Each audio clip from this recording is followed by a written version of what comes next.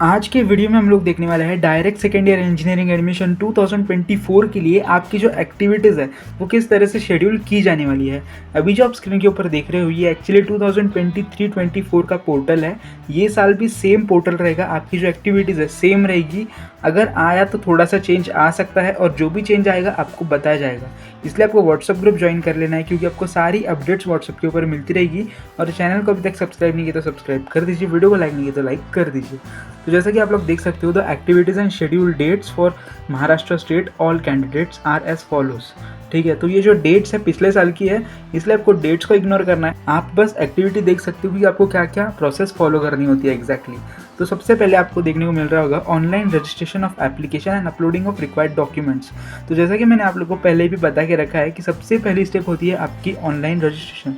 आपको सबसे पहले ऑनलाइन रजिस्ट्रेशन करना पड़ता है, आपका एप्लीकेशन फॉर्म भरना पड़ता है, ऑनलाइन ही करना पड़ता है। और उस एप्लीकेशन फॉर्म में आपको आपके डॉक्यूमेंट्स भी अपलोड करने होते हैं। अब ये डॉक्यूमेंट्स कौन से अपलोड करने हैं वो भी मैंने आपको ऑलरेडी बता के रखा है, तो आप जाके वीडियो भी चेकआउट कर सकते हो। नेक्स्ट है document verification and confirmation of application. अभी डॉक्यूमेंट वेरिफिकेशन के लिए यहाँ पे दो ऑप्शंस आपको दिए जा सकते हैं या फिर एक ऑप्शन भी दिया जाएगा।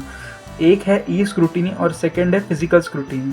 अभी ई स्क्रूटिनी और फिजिकल स्क्रूटिनी मतलब क्या होता है? ई स्क्रूटिनी यानी कि आप घर पे बैठ के ही आपकी जो स्क्रूटिनी है वो कर सकते हो। अगर आप ई स्क्रूटिनी सिलेक्ट करते हो तो आपको किसी भी कॉलेज में जाने की ज़रूरत नहीं होती है, आप घर पे बैठ के आपकी जो डॉक्यूमेंट्स वो वेरीफाई कर सकते हो। इस केस में आपको एकदम क्लियर डॉक्यूमेंट्स अपलोड करने होते हैं आपकी वेबसाइट के ऊपर आपके लॉगिन के थ्रू, फिर वो डॉक्यूमेंट्स वेरीफाई किए जाते हैं। अगर आपका डॉक्यूमेंट गलत अपलोड हो जाता है या फिर आपकी डॉक्यूमेंट क्लियर नहीं है तो आपको फिर से अपलोड करने को बोल सकते हैं, या फिर अगर आपके डॉक्यूमेंट में कोई भी एरर नहीं है तो आपका जो स्क्रूटिनी है वो कंप्लीट हो जाएगा। देन सेकंड है फिजिकल स्क्रूटिनी। फिजिकल स्क्रूटिनी में आपको आपकी ओरिजिनल डॉक्यूमेंट्स लेके एफसी सेंटर जाना होता है और एफसी सेंटर जाके आपको आपके डॉक्यूमेंट वेरीफाई करने पड़ते हैं। डॉक्यूमेंट वेरिफिकेशन करने के बाद आपका जो लास्ट स्टेप होता है स्टेप 9 वो कंप्लीट हो जाता है। अभी कौन सा स्टेप की मैं बात कर रहा हूँ मैंने आपको ऑलरेडी पिछले वीडियो में बता के रखा है। ऑनलाइन रजिस्ट्रेशन प्रोसेस के टाइम पे आपको 9 स्टेप्स फॉलो करने होते हैं और लास्ट स्टेप जो होती है आपकी डॉक्यूमेंट वेरिफिकेशन होती है। तो ये स्क्रूटिनी हो जाने के बाद वो स्टेप जो है कंप्लीट हो जाता है। देन नेक्स्ट आप देख सकते हो display of provisional merit list. अभी डॉक्यूमेंट वेरिफिकेशन होने के बाद आपकी प्रोविजनल मेरिट लिस्ट डिस्प्ले होती है वेबसाइट के ऊपर। प्रोविजनल मेरिट लिस्ट में आपको आपकी सारी डिटेल्स चेक करनी होती है। अगर आपकी डिटेल्स सारी सही है तो कोई प्रॉब्लम नहीं है, बट अगर आपकी डिटेल्स में कोई गलती है तो आपको लॉगिन के थ्रू ग्रीवेंस रेज करना पड़ता है। ठीक है, फिर फोर्थ स्टेप वही है submission of grievance if any for all type of candidates. अगर आपकी डिटेल्स में कोई ग्रीवेंस है तो वो सबमिट करना पड़ता है ऑनलाइन ही। फिर सबमिट करने के बाद फिर फाइनली फिफ्थ स्टेप है display of final merit list. Grievance submit करने के बाद फाइनल मेरिट लिस्ट डिस्प्ले होती है। अभी फाइनल मेरिट लिस्ट फाइनल है, इसके बाद इसमें कोई भी चेंजेस नहीं किए जाएंगे। फाइनल मेरिट लिस्ट में जो भी आपका मेरिट नंबर होगा वो फाइनल होगा और इस मेरिट नंबर के बेसिस के ऊपर ही आपको कोई भी कॉलेज अलॉट होता है जो भी आप ऑप्शन फॉर्म में फिल करते हो। देन नेक्स्ट है 6 that is provisional category wise seat matrix आपकी डिस्प्ले होती है फॉर कैप राउंड 1। अभी सीट मैट्रिक्स क्या है? सीट मैट्रिक्स मतलब एक मैट्रिक्स होता है in which the number of seats are shown कि कौन से कॉलेज में कौन से ब्रांच के लिए कौन से कैटेगरी के लिए कितनी सीट्स अवेलेबल है। सीट मैट्रिक्स किस तरह से स्टडी करना है मैंने आपको ऑलरेडी बता के रखा है, तो आप वीडियो जाके चेकआउट कर सकते हो। देन कैप राउंड 1 आपका स्टार्ट हो जाता है। एक्चुअली सीट मैट्रिक्स भी कैप राउंड 1 का ही पार्ट है। तो सीट मैट्रिक्स डिस्प्ले होने के बाद फिर कैप राउंड 1 में online submission and confirmation of option form.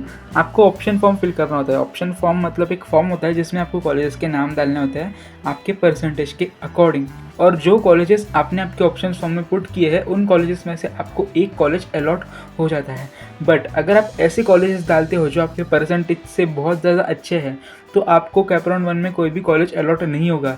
इसलिए आप जो भी कॉलेजेस डालते हो उसको अच्छे से एनालिसिस करके ही डालना है आपके परसेंटेज के अकॉर्डिंग। जो भी कॉलेज आपके लिए सूटेबल रहेगा वही कॉलेज के नाम आपको ऑप्शन फॉर्म में पुट करने पड़ते हैं। फिर ऑप्शन फॉर्म फिलिंग के बाद नेक्स्ट स्टेप होती है display of provisional allotment for CAP round 1। अभी इसमें क्या होता है, जो भी आपने कॉलेजेस डाले थे उसमें से एक कॉलेज आपको अलॉट होता है और उसका डिस्प्ले आपकी वेबसाइट के ऊपर आपको देखने को मिल जाता है, display of provisional allotment. Then next है एक्सेप्टिंग टू ऑफर्ड सीट। अभी सीट एक्सेप्टेंस आपको करनी पड़ती है। सीट एक्सेप्टेंस को हम 3 इसमें डिवाइड कर सकते हैं। पहला होता है ऑटो फ्रीज, दूसरा होता है फ्रीज और तीसरा होता है नॉट फ्रीज या फिर बेटरमेंट आप इसे कह सकते हो। अभी ऑटो फ्रीज मतलब क्या होता है? ऑटो फ्रीज मतलब आपने जो भी लिस्ट बनाई थी, आपके ऑप्शन फॉर्म में जो भी कॉलेजेस पुट किए थे, अगर उसमें से आपको पहला कॉलेज अलॉट हो जाता है तो वो ऑटो फ्रीज हो जाता है, यानी कि आपको उस कॉलेज में जाके एडमिशन करवाना पड़ेगा। अगर आपको अदर देन फर्स्ट प्रेफरेंस वाले कॉलेज अलॉट हो जाते हैं और अगर आप उस कॉलेज में एडमिशन लेना चाहते हो तो आपको उधर फ्रीज के ऊपर क्लिक करना होता है। बट अगर आप किसी दूसरे कॉलेज में ट्राई करना चाहते हो फॉर कैप राउंड 2 तो उसके लिए आपको बेटरमेंट या फिर नॉट फ्रीज के ऊपर क्लिक करना पड़ता है। तो यही होता है एक्सेप्टेंस, सीट एक्सेप्टेंस का process. Then reporting to the allotted institute. अगर आप फ्रीज कर देते हो या फिर आपका कॉलेज ऑटो फ्रीज हो जाता है तो आपको उस कॉलेज में जाकर रिपोर्टिंग करनी पड़ती है और आपका एडमिशन करवाना पड़ता है। रिपोर्टिंग के टाइम आपको सारे ओरिजिनल डॉक्यूमेंट्स लेके जाने होते हैं, फिर से आपके डॉक्यूमेंट्स जो है वेरीफाई किए जाएंगे और आपका एडमिशन वहाँ पे करवाया जाएगा। और इस प्रोसेस में आपको फ़ीस भी भरनी पड़ती है। आपकी जो भी कॉलेज की फ़ीस है वो फ़ीस आपको भरनी पड़ती है। अभी इंस्टॉलमेंट में भरनी है फिर पूरी भरनी है, वो कॉलेज टू कॉलेज डिपेंड करता है। आपका अलॉटमेंट जिस कॉलेज में हुआ आप उस कॉलेज में डायरेक्ट जाके पूछ सकते हो कि आपको फ़ीस किस तरह से पे करनी है। तो ये हो गई आपकी कैप राउंड 1 की प्रोसेस। फिर कैप राउंड 2 अगर आप देखोगे तो फिर से सेम प्रोसेस है, display of provisional vacant seats. अभी फिर से आपका सीट मैट्रिक्स रिलीज होता है फॉर कैप राउंड 2।